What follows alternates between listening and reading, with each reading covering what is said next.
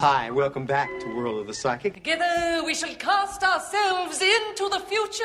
Seen any aliens lately? This is a part of America we never get to see. Are you by chance referring to the legend of the Loch Ness Monster? A ball of twine that weighs 19,000 pounds. What is this, nerd porn? It is about the Templar treasure, but it's also about other things, conspiracy theories, urban legends, and other myths that are true. You are about to experience the awe and mystery which reaches from the inner mind to the Travel Oddities Podcast.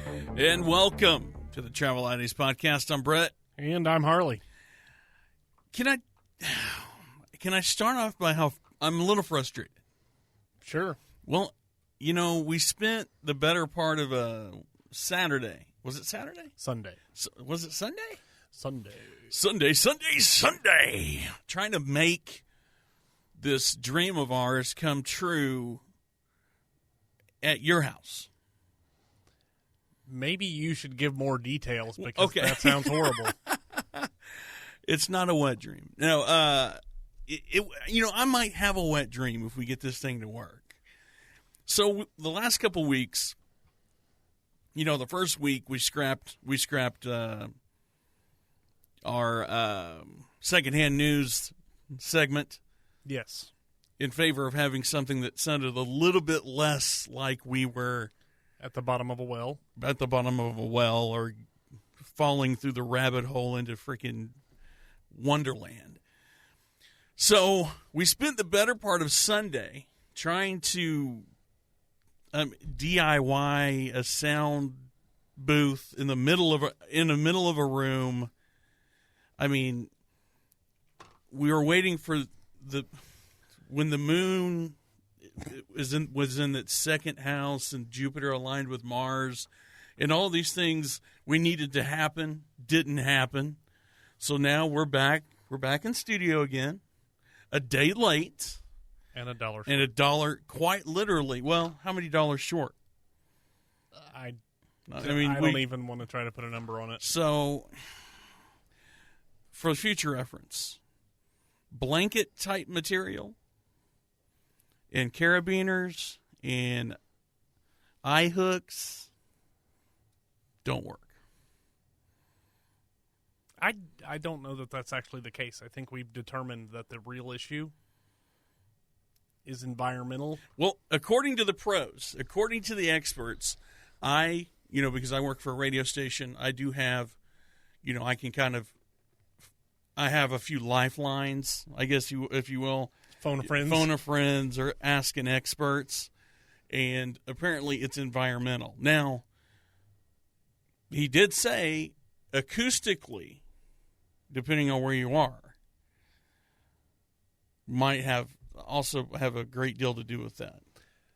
Yeah. Have you seen Hustle and Flow? Have you seen the movie Hustle and Flow? No. Okay.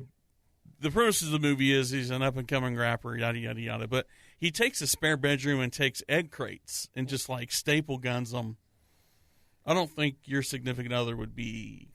No, she's not. She's not that far into this. No. Because the deal was... I think my significant other, your significant other, had the same idea when we decided we were going to do this. And that was essentially, we don't give a shit as long as you do something. Right. So the last couple weeks, it's been, I get over there in the morning, everybody vacates, we're supposed to be working at home. Again, I come home empty-handed, and here we are on a Monday night doing it all over again when it should have been turned in Sunday. So our apologies. This thing is going to get figured out. We're 4 minutes and 34 seconds into the show. I would like to tell people that today's episode is about the Hopkinsville Goblin Case. Yes. Of Hopkinsville, Kentucky. And then we can move on to... Yes, getting caught up. We're going to talk about an alien attack, or gremlins, or whatever you want to call them. But yeah, I don't know. So how are you? I mean, I feel like I've spent I spend as much time with you on the weekends as I do anybody else. I think that's probably the case. Cool. So, let's get to the news. There's something very important I forgot to tell you. News. Blow me away. Actually, I think I may. This is a news story from the Inquisitor Online by John Thomas Didymus. I believe you're pronouncing that correctly. It looks right to me. Okay. February 27th, 2016. Mysterious hum from depths of the Pacific due to an underwater alien UFO base. Ufologists reject scientific theory that the hum is due to sea creatures farting. Did you write that, or is this? That's Are legitimately you ripping the it headline. straight from the headline? That is a direct quote. Okay, so we have. You're a scientist. If you want any credence to your story whatsoever, you cannot. You can say anything but fart. Well, that's not what the scientists said. That's what the author of this story said. Oh, okay. I'm like, what's the scientific term for passing gas? Flatulence. Flatulence, yes. Deep sea flatulence. Okay. So there was a mysterious sound, first recorded in 1991, I believe, that is the source of a whole lot of weird theories, basically from the UFO community, and it was first detected by the National Oceanic, what the hell are they called? National Oceanic Atmospheric Administration. That's what that sounds made up. Is it made up? Is that made up? No, it's NOAA. Okay. They're a legitimate organization. They found the noise with some underwater microphone systems, and the story's actually really intense. There's a lot. Now, is it something that if we stuck our head underwater we could hear, or is it kind of like you have to have like a sensitive microphone to be able to? Yeah, it's specifically an underwater marine microphone system, not even just a single microphone. The claim by the marine biologist associated with NOAA is that there was a long train of narrow-band upsweeping sounds of several seconds due to the outgassing of sea creatures was the first hypothesis. So, by sea creatures, we're eliminating the killer whale, the sperm whale, the giant squid. We're associating this with actual.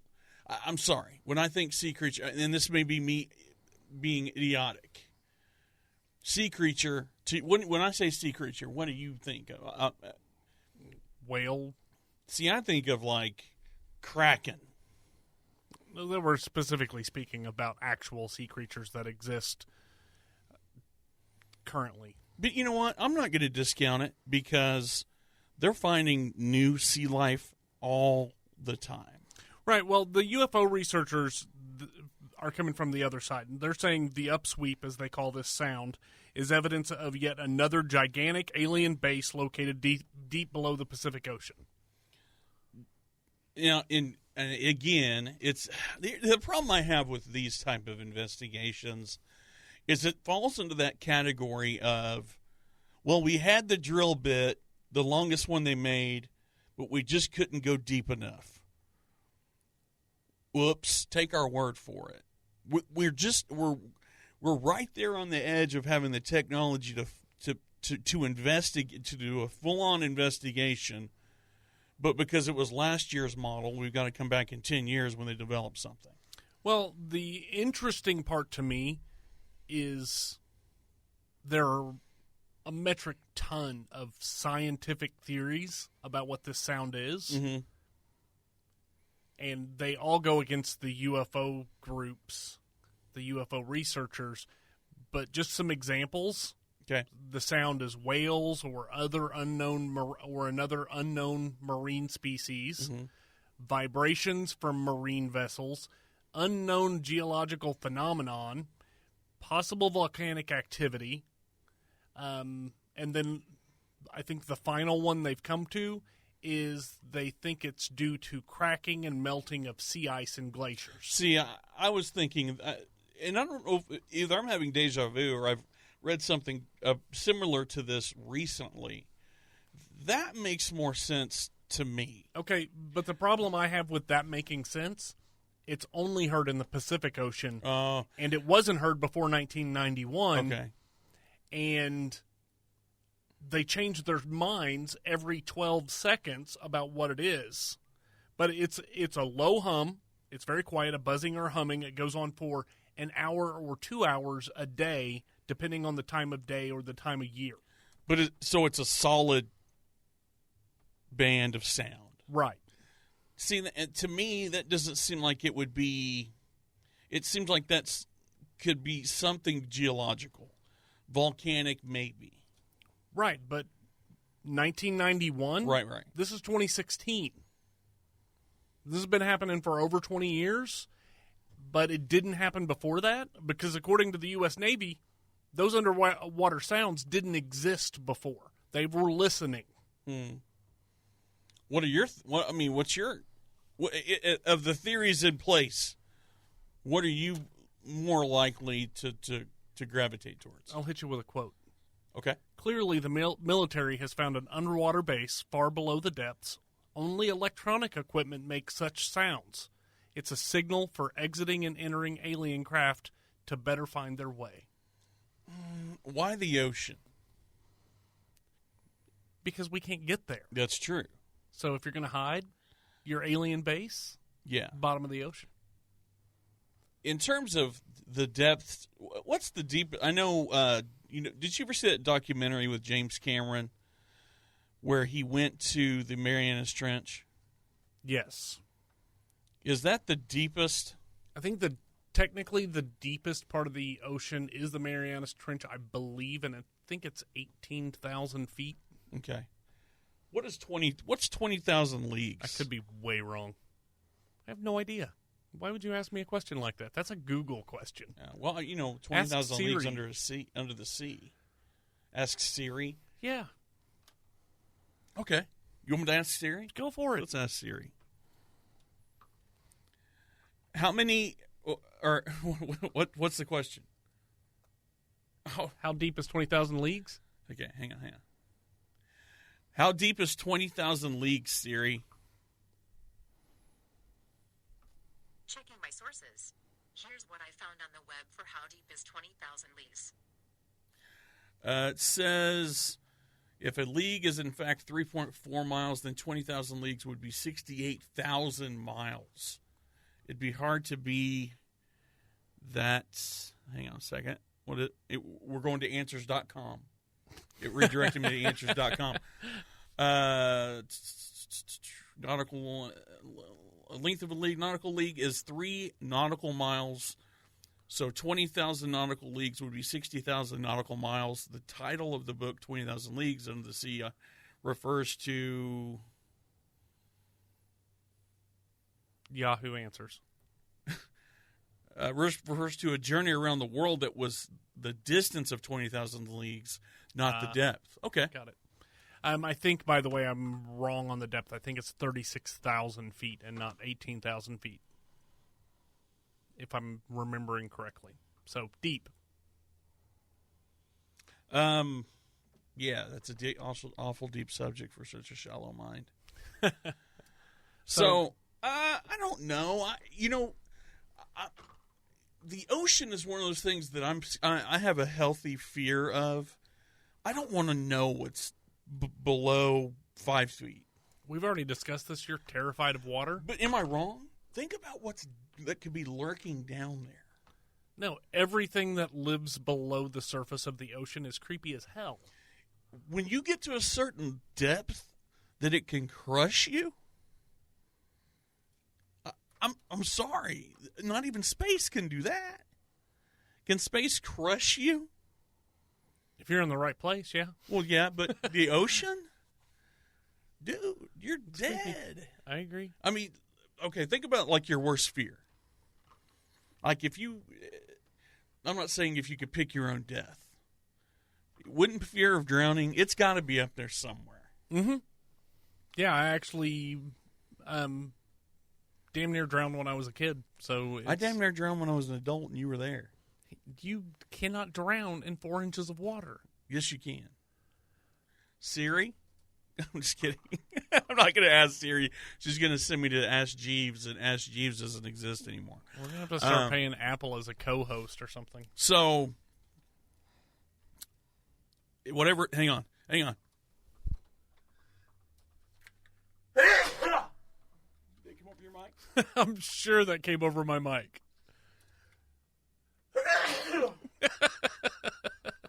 Goodness gosh, darn it. Those are big boy sneezes. So yeah, if it hums, it's in the ocean. I'll wait on shore, and you guys go investigate and bring me back the evidence. I will go as long as the UFO comes up from the secret UFO base, picks me up, and I get to be airtight and just look through the transparent aluminum or whatever they picked up from Star Trek. Yeah, I'm with you, man. The woods, I can do the woods. The ocean, no, I'm good. So, interesting. I think it's sea creatures or volcanoes. How about sea creatures living in volcanoes? Dude, you never know, man. Have you seen the size of some of those giant squid? Yes. Kraken. Krakens, man. So, moving on. Ding, ding, ding, ding, ding, ding, ding. Let's talk about the Kelly Hopkinsville encounter of 1955. Also known as the Hopkinsville Goblin Case or the Kelly Green Man Case. It was a series of incidents involving close encounters with extraterrestrial beings reported in 1955. The most famous occurred at a rural farmhouse belonging to the Sutton family, located in Hopkinsville, Kentucky. Well, I don't know about extraterrestrials. I know these little green men. That's what my granddad said. Unfortunately, according to everything we found, none of these things were green. None of them, they weren't. According to them, they looked like they were either metal or covered in foil. Right. And see, the drawings that I've seen of these creatures, I don't think I'm getting ahead of us here by talking about the drawings. They're similar to, they kind of remind me of the little green men from Toy Story. Maybe a little bit. But cuter. In terms of, around this time period, 1955, we're not that far away from Roswell. Not at all. 7 years? Yeah. I mean, we're 7 years away from Roswell. At this time in the 1950s, science fiction was a big deal. Yeah. You know, you had movies like The Day the Earth Stood Still, War of the Worlds. So, but the bottom line is the descriptions of the aliens don't match. They don't match any of the others that have been seen anywhere else. Because these have big ears, they've got small antennae, they're short, they're stumpy. Yeah, but if you're going to say they were influenced by movies... I don't think they were. Oh, okay, good, because, I mean, you're talking rural Kentucky. I don't think these people had a theater. Or a television. I think they snip a radio or I think books. they just have one too many sips that mash. That is definitely on the radar of the alternative theories. So let's basically go. There's a there's a timeline. Yeah, let's go through the play-by-play. Let's go play-by-play of what happened in Hopkinsville in 1955. On one whoring night, the Sutton family. No, I'm kidding. Do you want to go ahead? Do you want? No, go ahead. Oh, okay. Finish what you started. On one horroring night, the Sutton family was out on the porch entertaining Billy Ray Taylor. Now, did we ever find out who Billy Ray Taylor was? Just a neighbor kid? One of the neighbors. One of the neighbors. My understanding. So, Billy was there to visit the family, took a trip out to the family well in one instance, or went out to use the the privy or the outhouse. They did not have Depending on indoor what story you read. plumbing. Right, depending on the story you read or the story you hear, which, by the way, there are 100 people who have a direct affiliation with this that have recorded testimony. Go to YouTube. You can get stuck in this for days. Hours. Well, I mean, we watched, what, a couple hours worth of video, and the story's changed, much like any a family. It's basically a family legend that turned this town upside down. Right. So Billy's coming back from either the outhouse or the well, and he comes in all freaked out, tells everybody that he saw some bright lights in the sky and that everyone should come look. Now, he described what he saw as a disc shape with lights on the side that had all the colors of the rainbow. Now, we've heard that before. That kind of reminds you of Marfa. It does. Because it was a similar description of having all the colors of the rainbow, hovering lights off the ground, yada, yada, yada. Actually, I think that exact phrase was used in the, what's the name, Aurora, Texas description as well. Yes. So we're getting similar stories, generations in states, and it feels like worlds apart. So Billy Ray comes back with a story about seeing this, and the family basically thought he saw a shooting star. Right, and they call bullshit right away. Right, which obviously you would. So Billy Ray goes outside, brings his buddy Lucky along with him to show him. And they don't see anything, so they go back to the house. And on the way back to the house, these two guys claim they saw a luminous 3.5-foot tall being with an oversized head, big floppy pointed ears, glowing eyes, and talons on the ends of his fingers. Oh, hell, that ain't an alien. That's Junior. And he was either made of or dressed in silvery metal. Now, see, that's kind of a Hollywood touch to it. Don't you think? Yes. I mean, okay. Roswell, 1948. It's 47. The descriptions of the aliens there are kind of the stereotype alien. The large head. Big almond eyes. Lanky. Right. Not green so much, but more of a grayish coloring. That's why I don't know. This to me sounds a little bit like a Hangover. Again, we'll definitely get to the conclusion, our conclusion of the story. But the family said everybody involved, everybody that was at the farmhouse claimed that they were terrorized by an unknown number of creatures similar to gremlins. Really? Has it got a name, Dad? Yeah, Mogwai. What? Mogwai. I don't know, some Chinese word. I just call him Gizmo. You know, like it. Can I say I saw Gremlins. I saw Gremlins in the theater. I saw Gremlins in the theater. Okay. One of my favorite Christmas movies, but people don't talk about Gremlins during Christmas. Okay. That's an ongoing debate between Amber and I. Gremlins is a Christmas movie. It's a Christmas movie. So is Die Hard. Yes. 2 holiday movies. Just because Santa Claus didn't come and save the day doesn't mean it wasn't a Christmas movie. If it has Christmas in it, it's a holiday movie. Agreed. If it has Halloween in the movie, it's meant to be scary. Am I wrong? No. It's a Christmas movie. Agreed. Amber, you don't know what you're talking about. It's a goddamn Christmas movie. So they think they saw gremlin-type creatures. Right. Again, maybe described as goblins.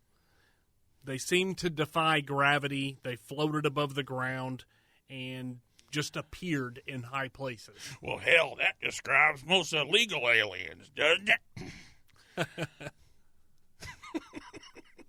That's not okay. Not okay. So at this point, the whole darn family's scared to death. Right. Of these Hopkinsville critters. The creatures never entered the house, at least according to everything that we saw. They would just pop up at the windows and doorways. They were waking up the children, and the house was basically in a frenzy. So, and then they start playing whack-a-mole with shotguns. Right. When the creatures got to within 20 feet of the house, Billy Ray and Elmer Lucky Sutton began shooting at the first one using a shotgun and a .22. I believe we have some audio from that. Maybe we do. Let's check. Right here.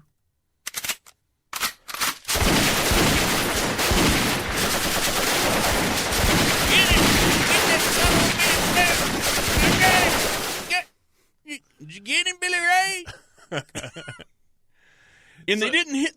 These guys can't hit the broadside of a barn. According to them, when they were shooting at it, they were hearing ricochet noises, like they were hitting, and the bullets were bouncing off.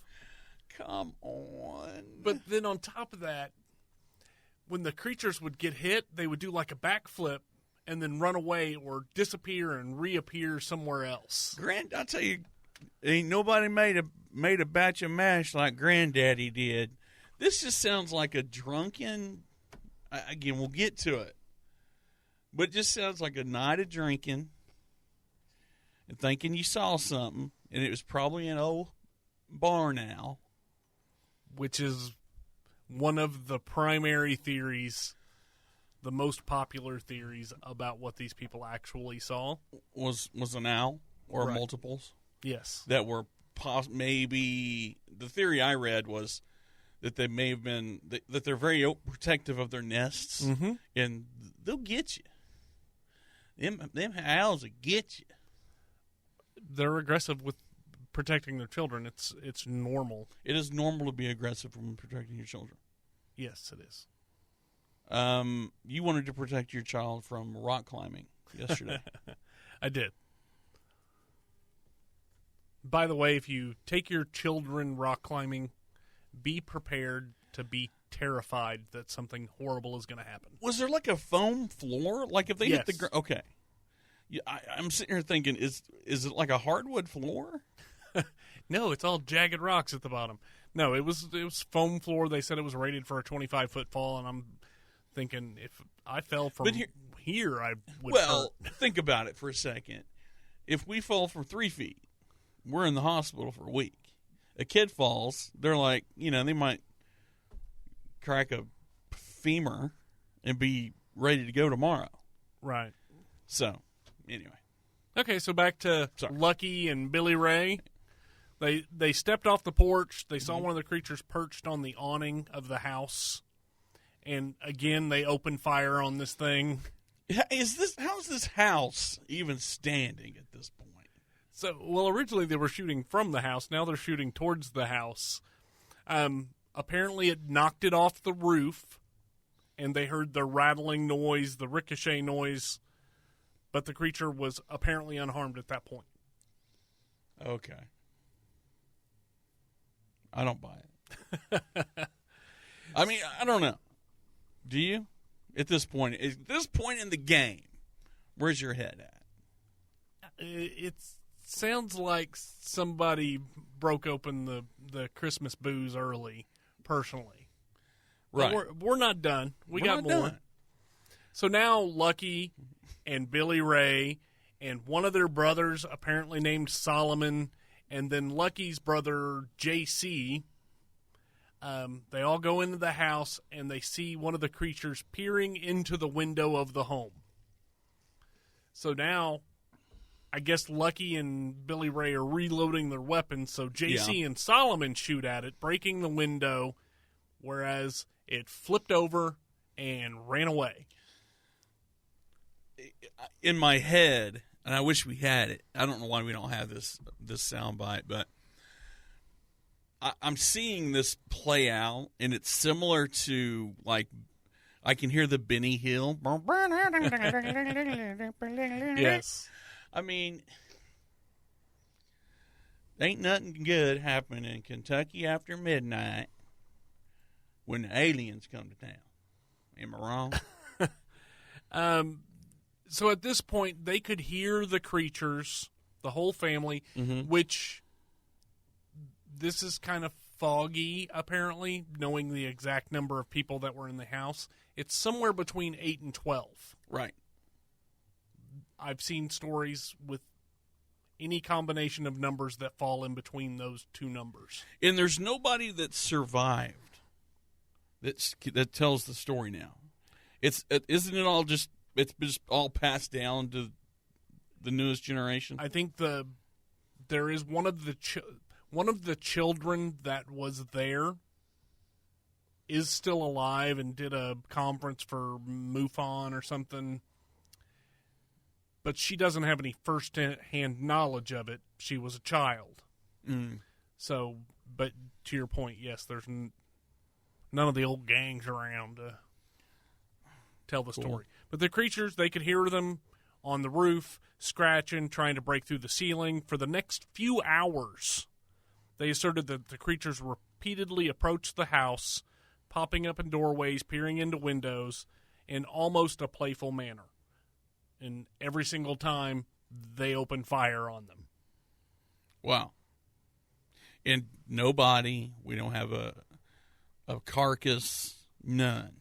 Nothing. Well, they were bulletproof. Obviously, the ricocheting sound was to imply that their aluminum suits stopped all bullets and kinetics.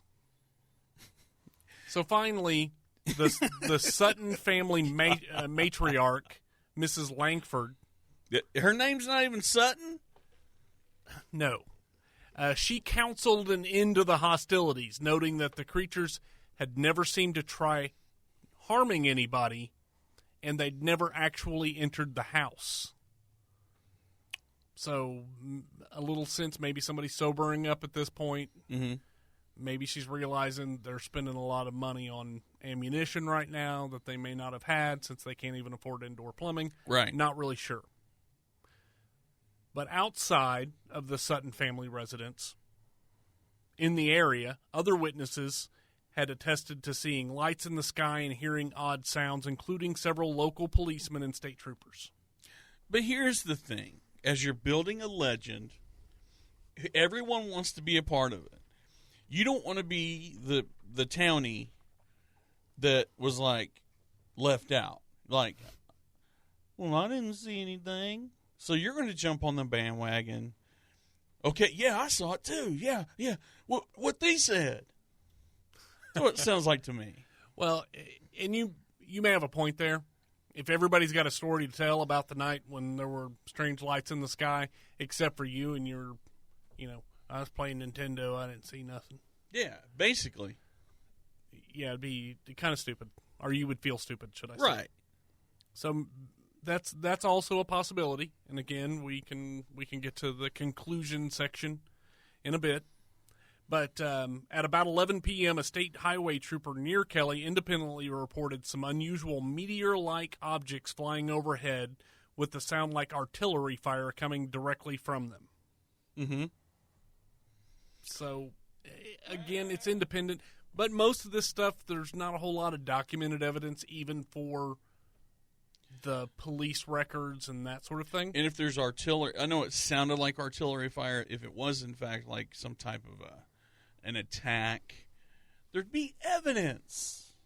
No, but artillery sounds a lot like a sonic boom. Yeah. And meteors make sonic booms all the time, so... Could have been a meteor. Could have been a meteor that stopped at that Sutton family farm. At the Sutton family farm. And dropped off some horned owls and silver suits. And they're bulletproof horned owls that do backflips. Okay, so Sheriff Russell Greenwell and 20 officers. Did you say 20? 20. Before that, though? I don't know if I think I just said 20. But you corrected yourself. No, I just said it louder or with more emphasis. On the right syllable? On the right syllable, because but it was... before you went 20. I don't think I did. We can rewind the tape, but I really don't care.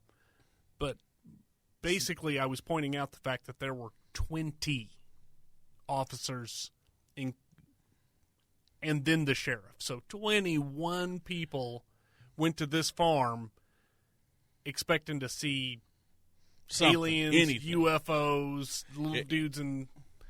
Instead, they found a bunch of buckshot. So they went back to the farmhouse with the family. They saw evidence of a struggle, damage to the house, as well as seeing strange lights and hearing noises themselves. The sheriff and his deputies also found the surrounding area extensively damaged during the incident. Okay, I get it. And one of the things that we had saw on the video was there was claims that there was some luminous fluid found, but then around where the supposed crash site was, or I think it was implied that it was maybe the blood of one of these creatures glows in the dark. Obviously, if you're going to be an alien, you're going to... Right, the predator's blood glows in the dark. Right. So, I mean, if you're going to be an alien... But the following morning, there was no evidence of that material anymore, so it evaporated. Well, okay, but if you remember Alien versus Predator Requiem... The worst movie in the history of Christmas movies? They cleaned up their own crime scene, basically. CSI Predator. They CSI'd their own stuff. They cleaned up the mess and everything. So it can be done. It can be done. Okay, so to lend some credibility to the Suttons... There is a place called Hopkinsville. There is. But to lend some credibility, by all accounts, the witnesses were deemed sane and not under the influence and in such a state of terror that no one involved doubted that something out of the ordinary happened. So I also read that when you say things like it wasn't considered a hoax, that doesn't necessarily mean that it in fact happened. There's just no evidence of a fake, like, you know.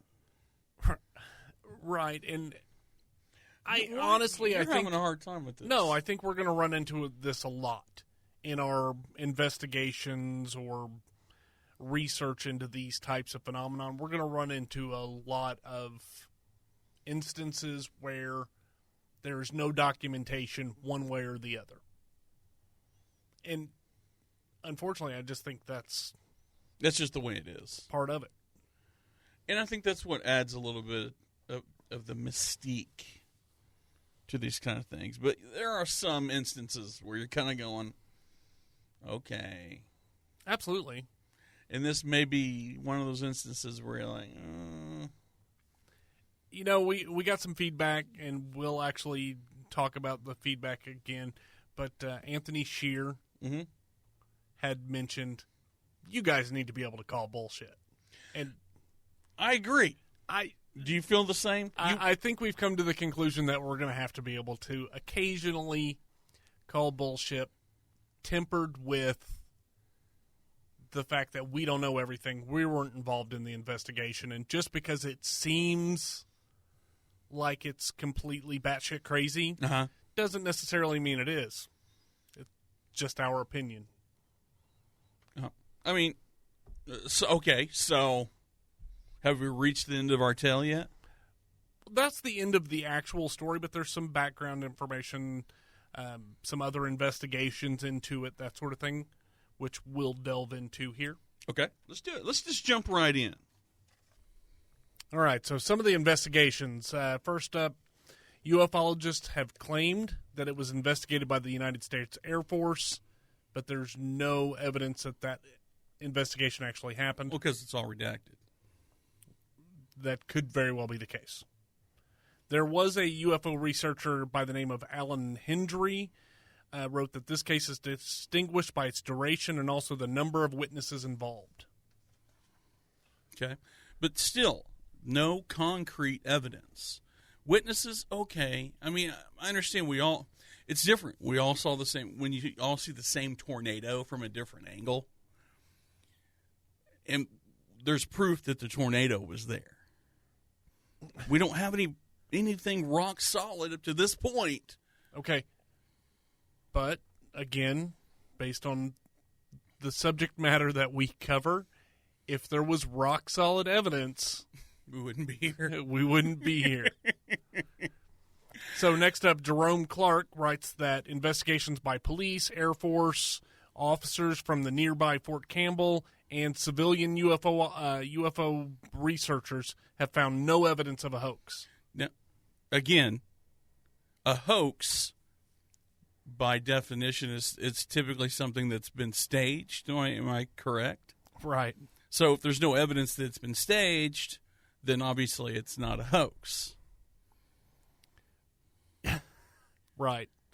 Okay, so there is an author, Brian Dunning, who contends that the claim that the Air Force investigators showed up the next day, it was published in multiple locations, but there's no corroborating evidence that occurred. And Dunning also observes that the 4 military police who accompanied the police officers on the night of the event were from an Army base and not an Air Force base. Just, that's kind of silly point, but it's there. All signs, everything that we've read, the investigations, the lack of evidence, all signs point to what? Drunken brawl. Drunken brawl. But in terms of a story, of it holding any weight whatsoever, there's nothing here that lends itself to facts. Okay, I'm going to have to disagree with you a little bit. You're talking people all over this county saw lights in the sky that night. Those types of things aren't going to happen without something actually... Okay, and the same can be said for Aurora. There have been multiple sightings over months in the area, and then we finally get a crash landing. I get it. Right. So, again, even if the whole Sutton family farm thing was just Lucky and Billy Ray, getting hopped up on moonshine and blowing the hell out of their house, something happened there. Something happened to create them to lose their GD minds. Okay, so weird little tidbit. The Pokemon, I'm going to butcher this, Sablave or Sablave, is based on the creatures described in the Kelly Hopkinsville encounter. Is that right? Yes. So it made it to Japan. I don't know if it made it to Japan. I mean, the story obviously did. It's on the internet. It made it everywhere. Well, yeah, if it's on the internet, it's everywhere. But for the Pokemon fans. I saw you, we were putting this thing together that we call a podcast, and I saw you mess around with some Pikachu Pokemon stuff, and I was like, what is that? What does that relate to? So some sightings since then. In June of 2012, there's a whole lot of information related to a new sighting that happened in 2012. I've got links to the show notes. It seems it seems less credible than the Sutton family farm incident to me. We had a moment where I thought you were going to have a breakthrough. I'm sorry, what kind of breakthrough? We were talking about calling stuff bullshit, and I thought for a minute there you were going to be cleansed by the spirit of bullshit. I'd like to buy your deadliest gun, please. As I said, I don't think it's our place to call bullshit. I just feel like we shouldn't block that as an option. Okay, it's there. It's our easy button. And we could do that. Are we calling bullshit? So we're saying by calling bullshit, we're using it as a crutch. That's my point. If we call bullshit, I could call bullshit every time. I could find something wrong with the story every single time. Okay, find me one thing from here that's bullshit.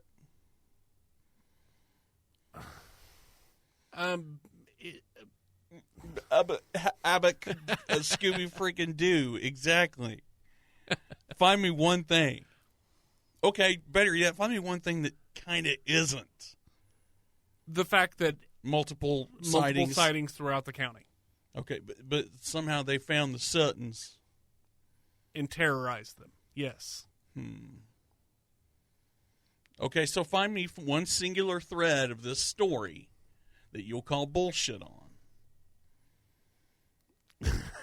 I hate you so much. You said you could. You said you could find something in everything that we talk about that's bullshit. There are a lot of details that seem really high quality, grade A bullshit to me. What? I was going to say, but you kind of are you from freaking? Sorry, I almost let one go. Are you from Hopkinsville? No, I'm not from Kentucky. Why are you taking up for these people? I'm not. It's part of the show. I understand. And we love people from Kentucky. Okay, we love you. We love Kentuckians.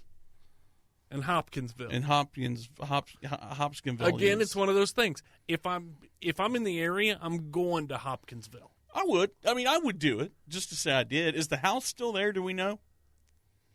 It was there for a while. I do not believe that it exists anymore. Okay. Can I just say that if you're going to, and I'm not giving anything away here. This story's it's a world-renowned story. I'm not giving anything away by saying that Hopkinsville has cashed in on the little green man of Hopkins. Why can I get Hotchkotchville? A little bit, but not to the way to the degree that you and I have always said. Then why would you bulldoze the house? Because it didn't even have modern plumbing in 1950. I'm going to say that it was probably a shithole in the middle of the woods. Yeah, but it'd be a cool place to go. Agreed. But the family had stopped that from happening for a while anyway. Mm-hmm. They got overrun. By just foot traffic? Yes. People wanted to see where it happened. Show me the bullet holes. Where was the blood? God darn! See, I'm already turning into it. So, from the skeptic's view, you've got ufologist Renaud Lecklet said it could be a misidentification of a pair of great horned owls, which we discussed earlier, which are nocturnal, fly silently, have yellow eyes, aggressively defend their nests, bulletproof, and do backflips when they get shot. Silver. Project Blue Book listed the case as a hoax with no further comment. Of course, Project Blue Book. Yeah, Project Blue Book, I'm not putting any faith in anything that Project Blue Book says, to be completely honest. They were government bureaucrats specifically hired to debunk crap. Debunk everything. Some residents of the local community, including members of the police department, were skeptical of the Sutton story and believed that alcohol, possibly moonshine, may have played a part in the incident. You don't say. Kentucky? Okay. So they said that some of the witnesses worked for a carnival and believed that they had contributed to the hoax. I can't find any proof or evidence of that anybody worked for the carnival, but it's probably not. It's a heavy cash business, so there may not have been a whole lot of records to back it up one way or the other. Right. In 1957, U.S. Air Force Major John E. Albert concluded that the Kelly Hopkinsville case was the result of witnesses seeing. This explanation is a bigger joke than any part of the moonshine crazed shootout with backflipping. Okay, so this U.S. Air Force major said, a professional. He said, and I quote, "This is a result of the witnesses seeing a monkey painted with silver that escaped from a circus." Okay, now, can we officially call that official document bullshit? Yeah, that's total bullshit. I mean, the chances of a silver-painted monkey, I'm sorry, but then you're going to have more than one. Right, because they had multiple sightings at the same time. So a lot of silver monkeys escaping from a zoo and making their way to this place in Hopkinsville. Right. Not running from gunfire. And then disappearing off the face of the planet. Oh, yeah. I'm more apt to believe that it was aliens covered in foil than painted monkeys. Okay, so our defense against the dark arts. My thought on this is moonshine and shotguns seem to work in the past, so I say we stick with the tried and true. Can we get a little gunfire? No. Can we get a hail of gunfire? How about we just get this? I'd like to buy your deadliest gun, please. So when hunting for horned owl monkeys, shotguns, moonshine. Right. Is the verdict. I think they're drawn to the moonshine. Okay, so your theory, find me a thread, and it can't be from the investigation, from the overall story that you'll call bullshit on. Honestly, I'm going to have to call bullshit on the whole Sutton family's rendition of what happened. So, not disputing lights in the sky, could have been a meteor shower. I mean, there could have been things that could easily, with today's technology, be easily explained away. Yes. But their account, you think they were trying to kind of, they wanted to be their survivors, kind of witnesses like, well, you saw the lights, but we fought them all night long, and that's the story. I think it boils down to you caught a 3-foot fish. Well, I caught a 20-foot octopus with my bare hands. Yeah. In fresh water. In fresh water. In my toilet. So it's a fish story. Maybe. It could very well be. It could be there was a Saturday night party going on. They got ripped. Shot a few holes in things. Maybe they saw something, maybe they didn't. How come things like this don't hit? You see videos all the time on YouTube of lights in the skies. Why isn't the mainstream media is attracted to it now? As they, because even you go to the Aurora, Texas thing or the Marfa, Texas thing, this stuff was making the papers on the daily. Mm-hmm. Why I don't know that it was on the daily, but I think often enough. Yeah, it was often enough. So why is the mainstream media, are we just so desensitized by this kind of thing? I think there's probably a little bit of desensitization, but I think a lot of it is similar to discussions that you and I have had in the past. Show me a body. Mm-hmm. Roswell happened in 1947. We're talking over 60 years, and almost 70 years. Still talk about Roswell. And we still don't have any of the metal, none of the metal that was meta, the bodies that they supposedly did autopsies on. The Air Force the CIA finally recently started releasing. Thank you so much, CIA, for giving us redacted files. And it could just be a really great cover-up. Or it could be that there's no supporting evidence. And if that's the case, you can only cry wolf so many times before people stop listening. Right. And I think that's the way the general population, especially the media, feels. If you don't have something new to show me, I've heard this story before. So that's why. Right. If it bleeds, it leads. Right. And that's another thing. We've got the news. It's 24-hour news cycle. The 24-hour news cycle. It's all about catching your attention and holding it long enough for you to watch a commercial. So if people aren't looking to the skies, or people don't want to hear that sort of thing, they'd rather hear, what item underneath their sink is killing their children. News at 5. Sure. If those are the things, well, that's not what we do here. No, we're fear mongers. We want you to be terrified. We want you to be scared. If you see a light in the sky, you should dig a hole and pull the dirt back in over yourself. If you see a silver monkey.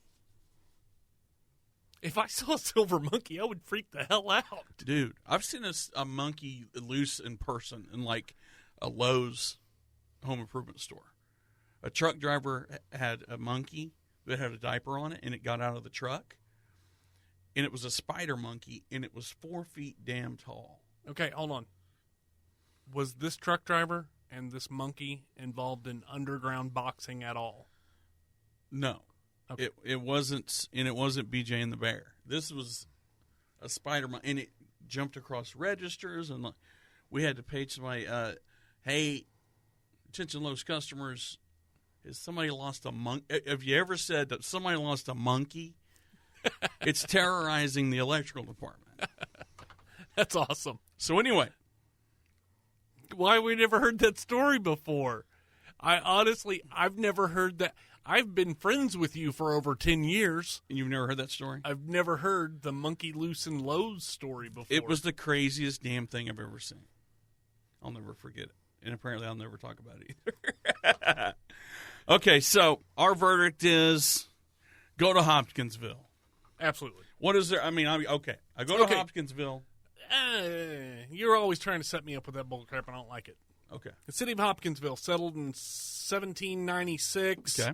It's the seat of the county. It's a population of 32,000 people, give or take, and it is the 6th largest city in Kentucky.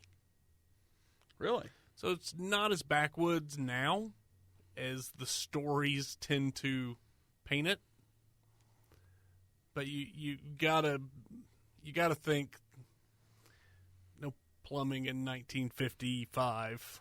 Which, color or TV. Okay, no TV in 1955, yes. But the thought of not having any running water in 1955, that's primitive, man. Right. So the Kelly community now celebrates the anniversary of the event on the 3rd weekend of every August with an event they call the Kelly Little Green Men Days. So, not bad. I still didn't find a restaurant called the Hopkinsville's Hot Dogs or Green Chili Mendez Mexican restaurant. Or the Kelly Green Chili. Or come have some Kelly Greens. Eat clean. Eat clean, Kelly Green. I don't know that really plays on the UFO thing, but okay. So I did find a place to eat. Yeah. Harper House Restaurant off of Main Street. Sounds good. So here's what I'm reading. Phenomenal cornbread with honey butter. Oh, I'm there. Pan-seared ribeye, cooked to perfection. Full bar. You can get drunk. Get drunk. Get In you Kelly. some cornbread. Or in Hopkinsville. You can get drunk. Can you? I don't imagine. I can't imagine. They have a pianist, which I thought was kind of out of place, but maybe not.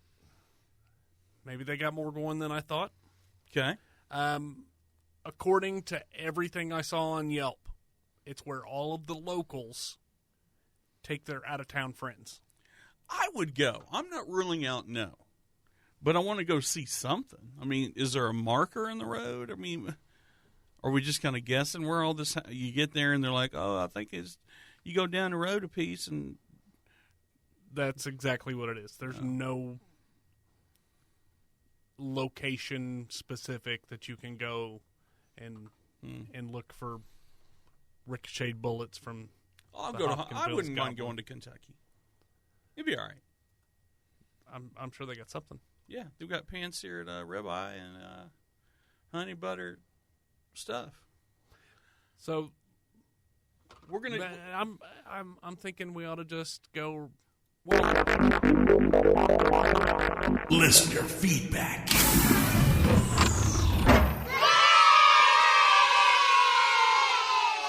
So we did touch on the listener feedback. We got a new jingle for listener feedback.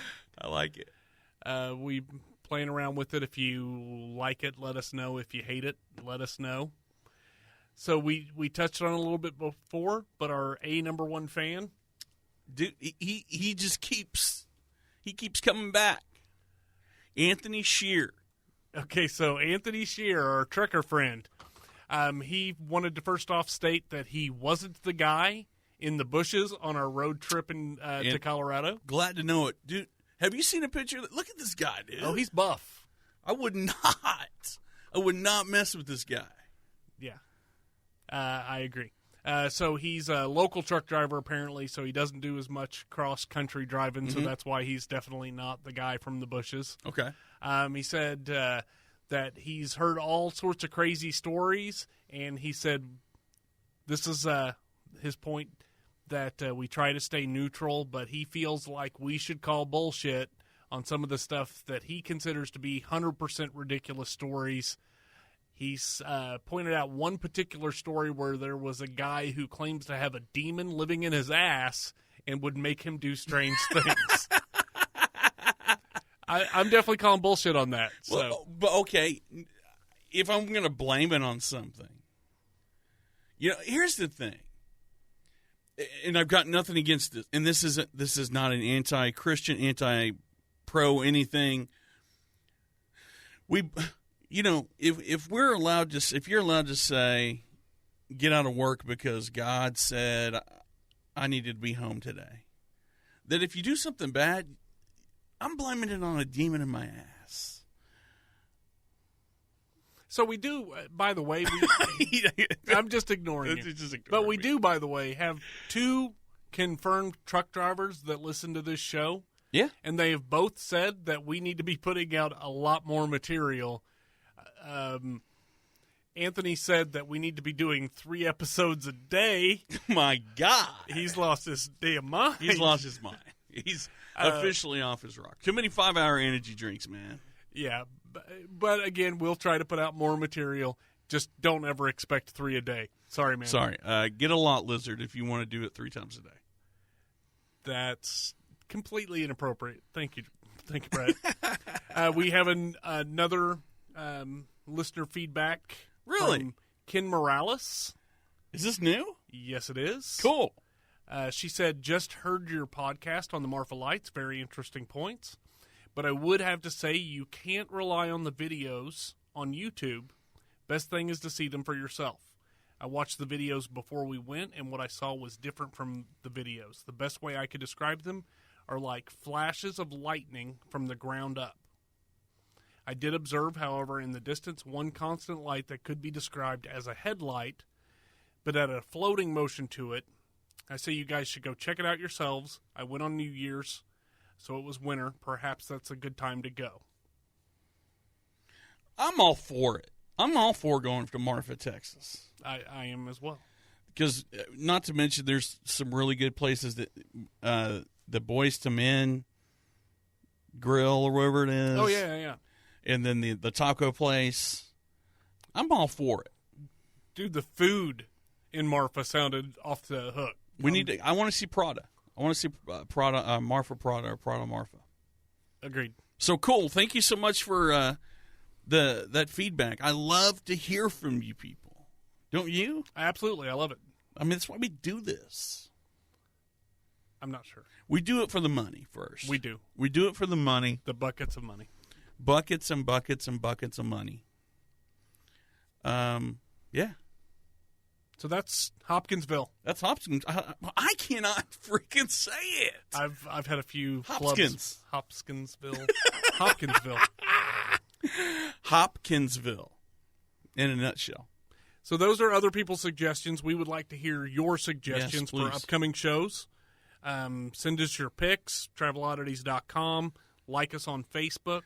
explain to us why Skull and Bone Society, our podcast, episode 13? Maybe. Is so freaking popular. 2,100 downloads. And hadn't made a damn dime yet. So, like I said, like us on Facebook, Travel Oddities Podcast. Follow us on Twitter at travel_oddities. You know what? Come find me on Facebook. Be my friend, too. Don't do it. Come find me, Brett Manzer, Facebook. Give us a review on iTunes. Please. We like reviews. 5 stars. 5 stars. All right. I think that sums it up. That does sum it up. Well, this has been Travel Oddities. I'm Brett. And I'm Harley. Peace. Peace.